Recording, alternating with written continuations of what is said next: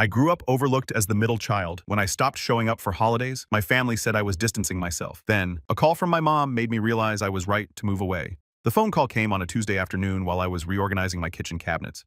My mother's voice crackled through the speaker with that particular edge of annoyance I'd grown up hearing whenever she felt inconvenienced. "Just where have you been?" I paused, holding a stack of dinner plates midair.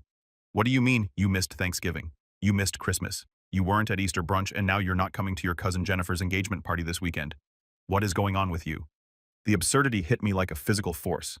I set the plates down carefully on the counter and picked up my phone, taking it off speaker. "Mom, I moved to Arizona 14 months ago." Silence stretched across the line. Not the thoughtful kind, but the bewildered variety that comes when someone's brain is trying to process information that doesn't fit their narrative. "What are you talking about? You live in Connecticut." I lived in Connecticut. Past tense. I packed up my apartment in Stamford, hired movers, drove across the country, and started a new job at a marketing firm in Phoenix. That was March of last year. "That's ridiculous. You never told us you were moving." The laugh that escaped me was harsh and unexpected. "I told you. I told Dad. I told Ryan and Ashley. I even mentioned it at Sunday dinner the week before I left." My mother made that dismissive sound in the back of her throat, the one that meant she thought I was being dramatic or misremembering. "Well, nobody remembers that. If you'd actually been serious about moving across the country, don't you think we would have noticed? There it was." The central thesis of my entire childhood distilled into one sentence. If something mattered, if something was real, if something was important, my family would have noticed. The inverse was their guiding principle. If they didn't notice, it must not have mattered. "You should have noticed I wasn't there," I said quietly. "At any of those gatherings you just mentioned. We thought you were busy with work. You've always been antisocial anyway." Antisocial. The label they'd given me sometime around middle school, when I stopped fighting for scraps of their attention. My older brother Ryan was the golden child, the one who had taken over Dad's construction business and bought a house 3 streets away from our childhood home. My younger sister Ashley was the baby, the creative one whose mediocre paintings hung in every room of my parents' house like gallery pieces. I was the middle child who existed in their peripheral vision. Present but not prominent. There but not seen. "I need to get back to work." I lied. "I'll talk to you later." "Wait, about Jennifer's party." I hung up. My hands were shaking. The thing about being overlooked your entire life is that you start to wonder if you're the problem. Maybe you're not interesting enough, not loud enough, not worth the effort of remembering.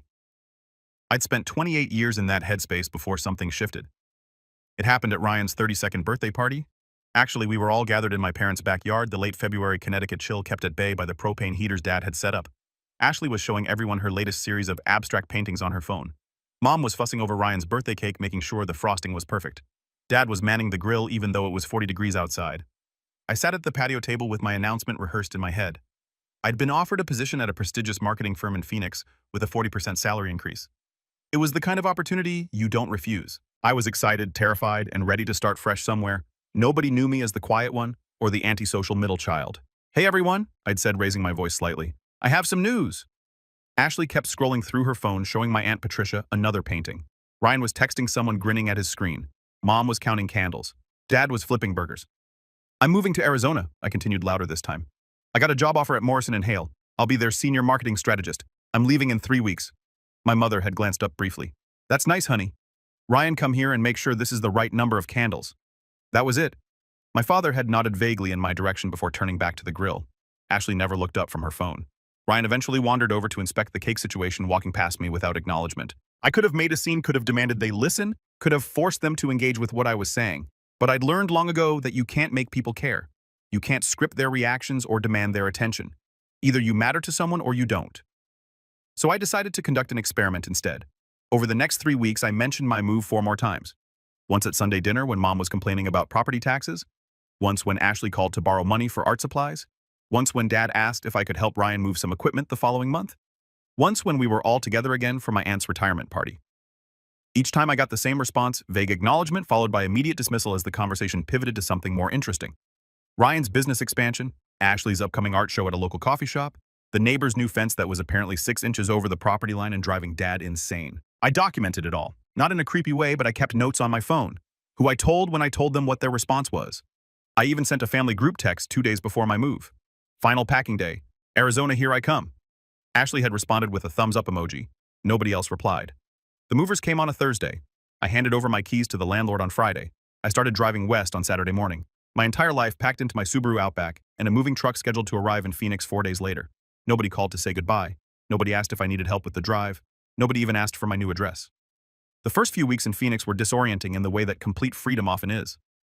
I woke up every morning in my empty apartment, sunlight streaming through windows that faced a direction Connecticut windows never had. The job was challenging and rewarding. My coworkers invited me to happy hours. I joined a women's hiking group and discovered I actually loved physical activity when it wasn't gym class humiliation. I made friends, real friends, who asked about my day and remembered conversations we'd had the week before.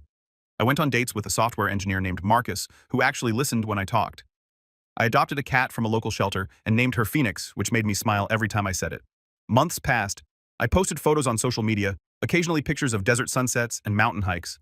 My location was clearly listed as Phoenix, Arizona on my profile. I checked in at restaurants and coffee shops with geotagged posts. The evidence of my relocation was publicly available for anyone who cared to look. Spring became summer. Summer faded into fall. My lease in Connecticut had ended. My mail was being forwarded to my Arizona address. I'd updated my driver's license, my voter registration, my everything, and nobody noticed. Sunday dinners continued without me, according to Ashley's Instagram stories. Ryan posted photos from family barbecues. Mom's Facebook was full of pictures from various gatherings and holiday celebrations. I appeared in none of them. My absence left no visible gap. At first, I waited for someone to ask where I was, then I waited for someone to call and check if I was okay. Eventually, I stopped waiting and started living. Thanksgiving came and went. I volunteered at a local food bank and had dinner with coworkers.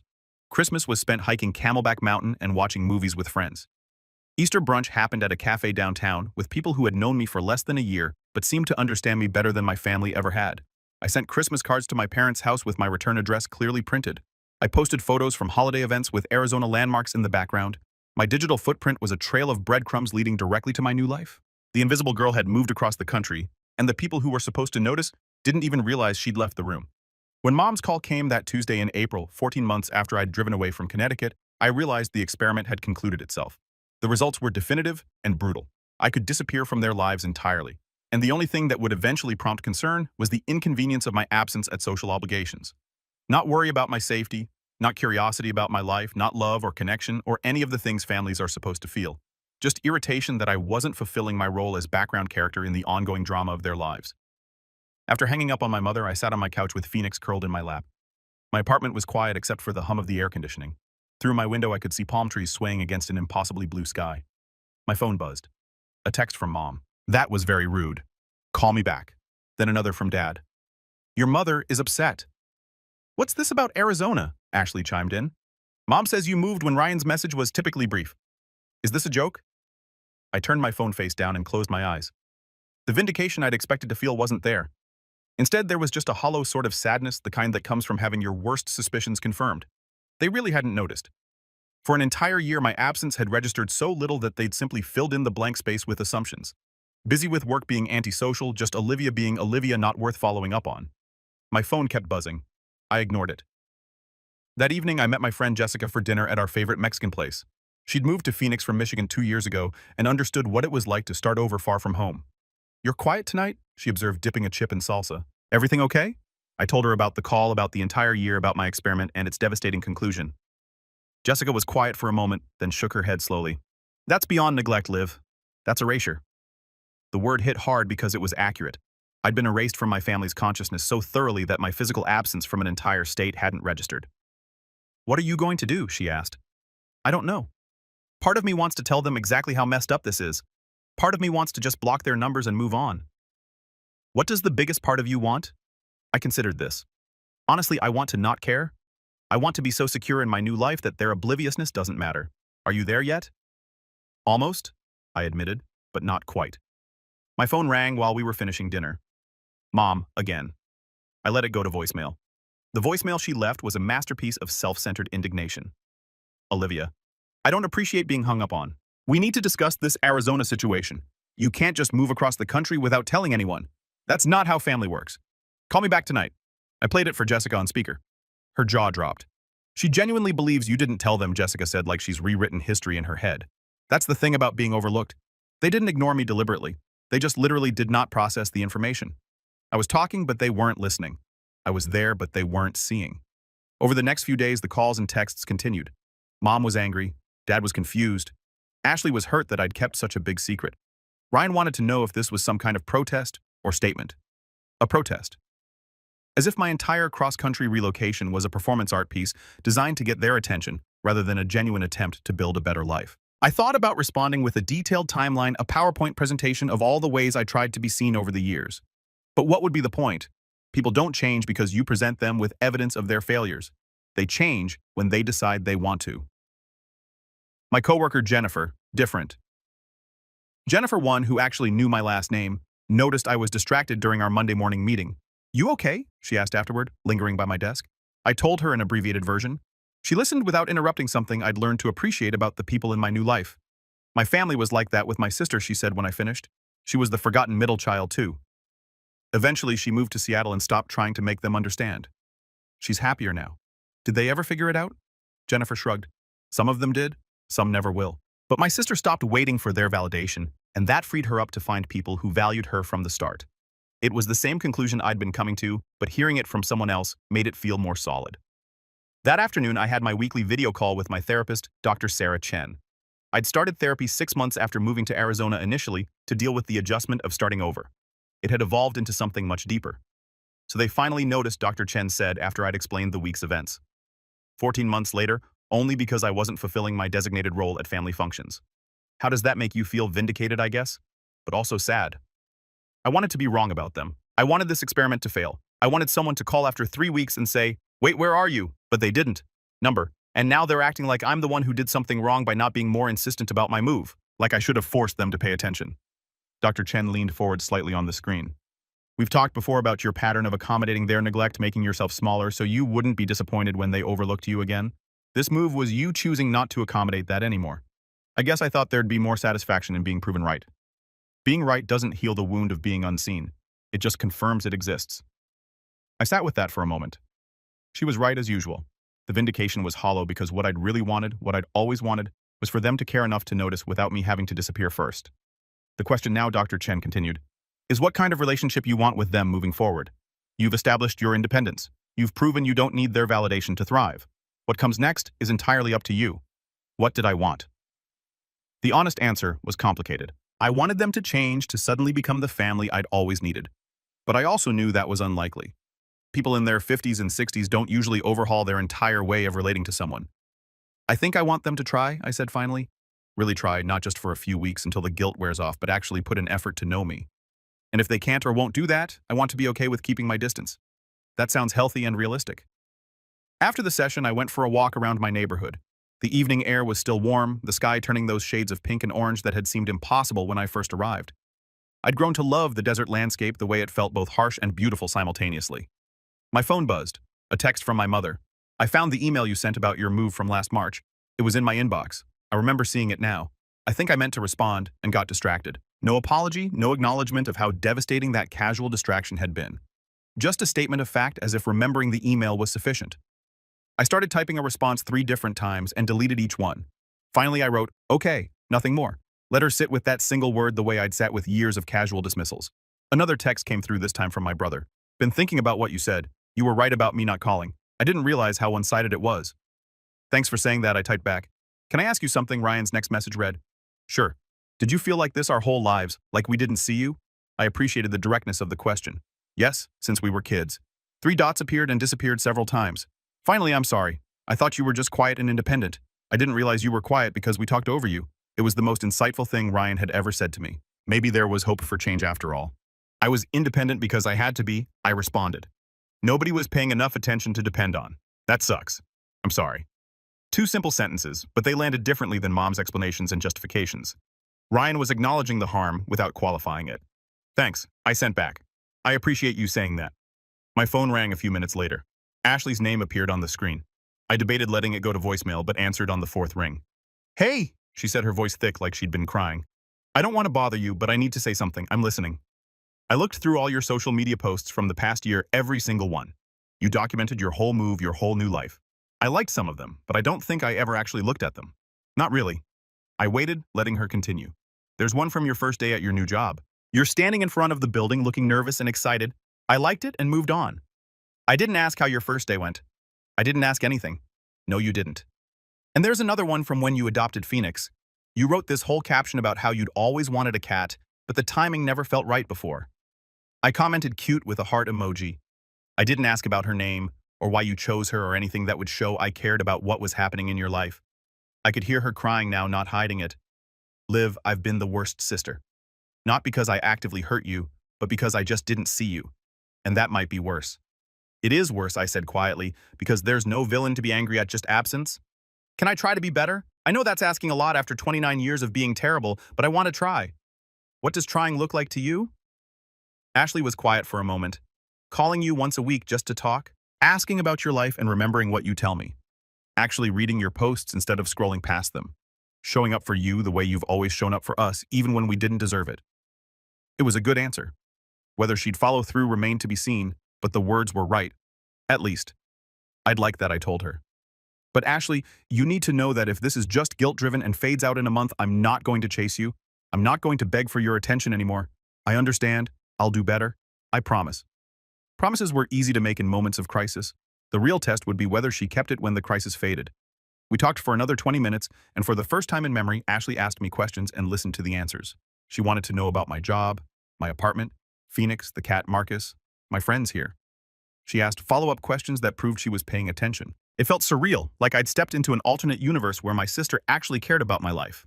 I tried not to get my hopes up too high, tried to maintain realistic expectations, but a small part of me that had been closed off for years cracked open just a bit. I didn't respond to any of them. Instead, I went to work, hung out with friends, went on a date with Marcus, took Phoenix to the vet for her checkup. I lived my life the one I'd built brick by brick, in a place where nobody knew me as the forgettable middle child. On Saturday, my phone rang with a video call from my mother. I almost declined, but curiosity got the better of me. I answered. Mom's face filled the screen, and behind her, I could see the familiar kitchen of my childhood home. Dad was visible in the background. Ashley appeared in the frame, and Ryan wandered in holding a beer. A family meeting about me. How novel. There you are, Mom said, her tone hovering between relief and irritation. We've been trying to reach you all week. I've been busy. Too busy to talk to your family. This from Dad, his voice gruff. I've been busy for 14 months. Nobody seemed to mind before. Ashley leaned into frame. Liv, come on. We're all confused here. When exactly did you move? I pulled up my photo gallery and selected a picture. It was from my first day in Phoenix. Me standing in front of a welcome to Arizona, signed my car packed with boxes visible in the background. The date stamp read, March 17th of the previous year. I held it up to the camera. This was taken 14 months ago. My mother squinted at the screen. Well, we never saw that photo. I posted it on Facebook, Instagram too.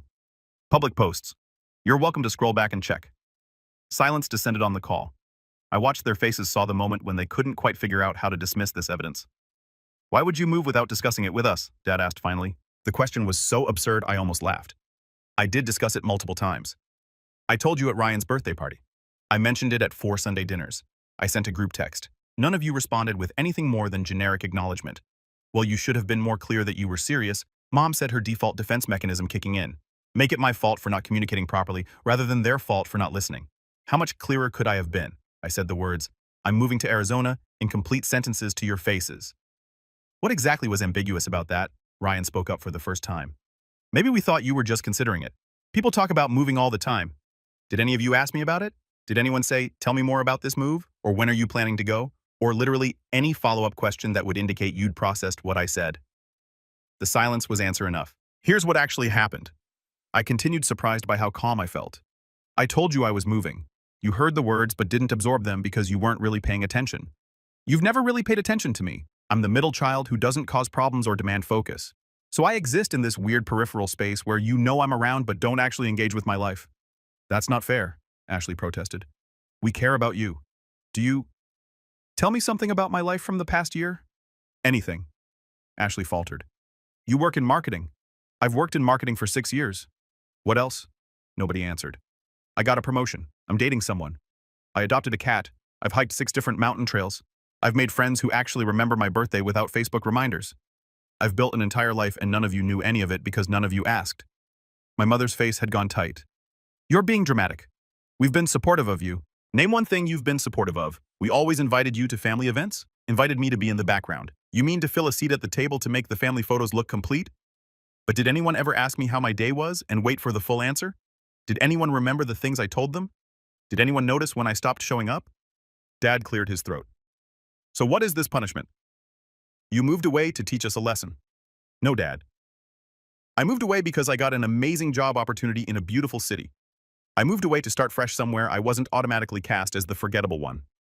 The punishment, if you want to call it that, was seeing how long it would take you to notice I was gone. Turns out the answer is until it became inconvenient.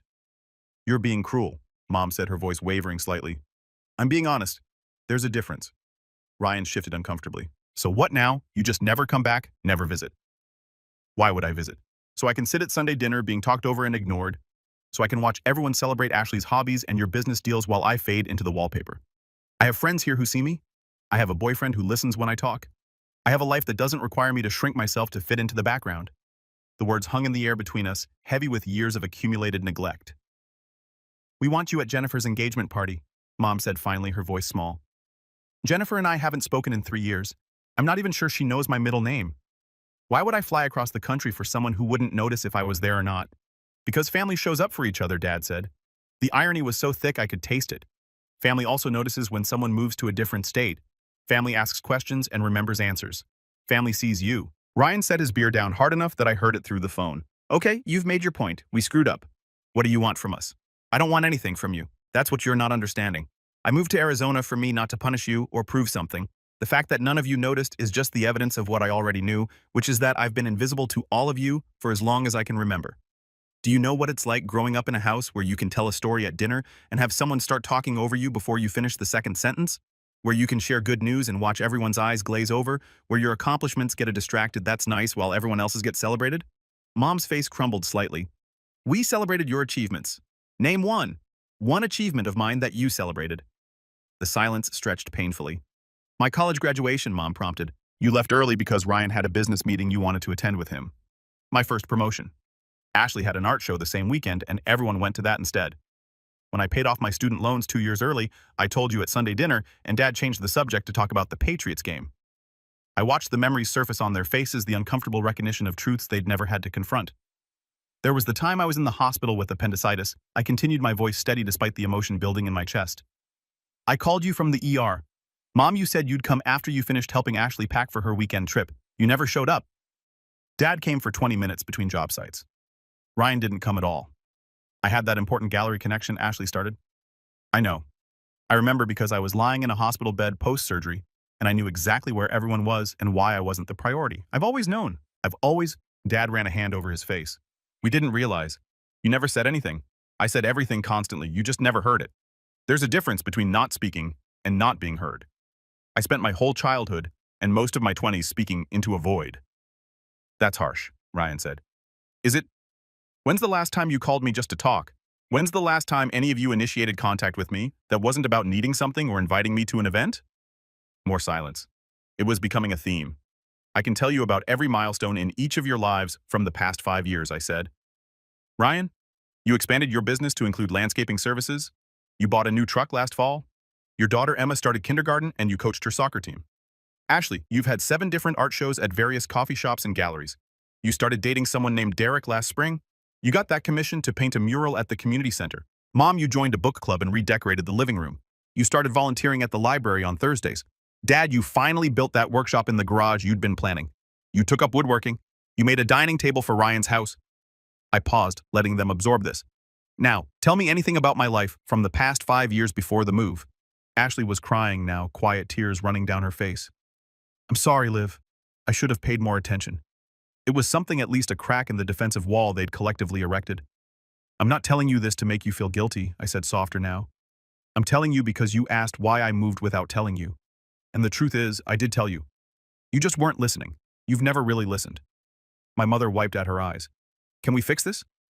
The question hung there, vulnerable and uncertain. Could we? Did I want to? I don't know, Mom.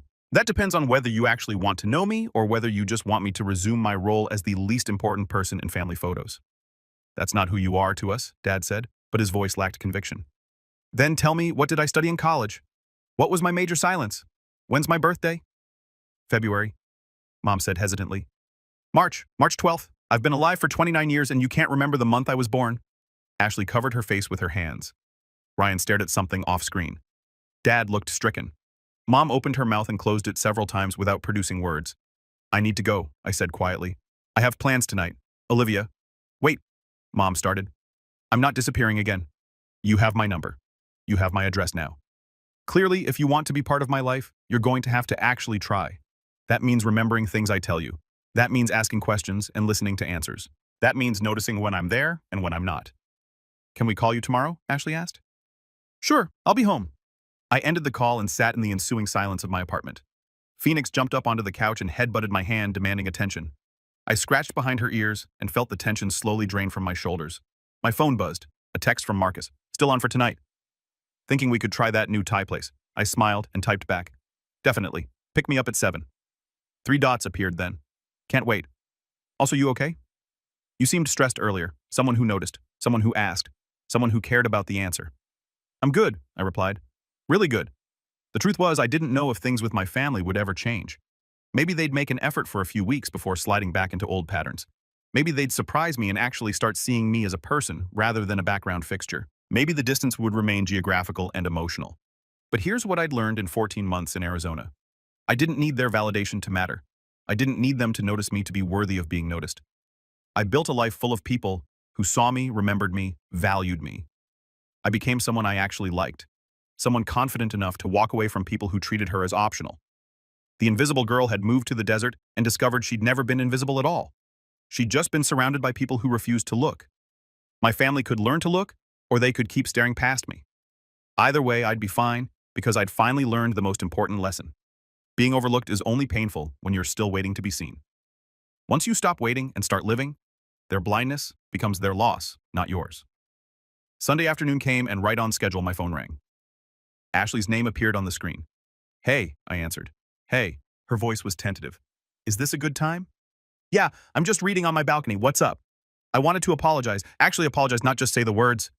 I've been thinking about what you said about us not listening. You're right. I can't remember the last time I asked you about your life and actually listened to the answer. I waited, letting her continue. I looked back at your posts from when you moved. You documented everything. The packing, the drive, your first week here. I liked some of them, but I don't think I actually looked at them. I just scrolled past. Yeah, I said simply. That must have hurt knowing we were all just missing you completely. It did. It does. Can I ask you something about your job? Such a small question, but it carried weight. Sure. What exactly do you do at Morrison and Hale? I smiled despite myself and started talking about my work. Really talking about it. The campaigns I'd managed, the challenges I'd faced, the success I'd achieved. Ashley listened, asked follow-up questions, remembered details from earlier in the conversation, and referenced them later. It was a start. Maybe not enough to rebuild everything broken between us, but a foundation at least. When we hung up 40 minutes later, I felt lighter. My phone buzzed again almost immediately. A text from Ryan. Can we talk this week? Want to hear about Arizona and apologize? Then Dad. Sunday dinner next month if you're willing to visit. We'll actually listen this time. Mom's message was longer. I've been looking at your photos. Arizona is beautiful. I'm sorry I missed seeing you discover it. I'm sorry I missed a year of your life. I'm sorry I missed 29 years of really seeing you. Can we start over? Could we? I didn't know. Trust wasn't rebuilt in a day, and patterns established over decades didn't disappear with a few apologies. But maybe we could try. I looked out at the desert landscape, at the mountains purple in the distance, at the city I'd made my own. This was home now. These people, this place, this life I'd built from scratch. They were real and solid in my life. Whether my family learned to see me or not, I'd already learned the most important thing. I was worth seeing. Always had been. The invisible girl had finally come into focus, and it turned out she was extraordinary. Just nobody back in Connecticut had bothered to notice until she was gone.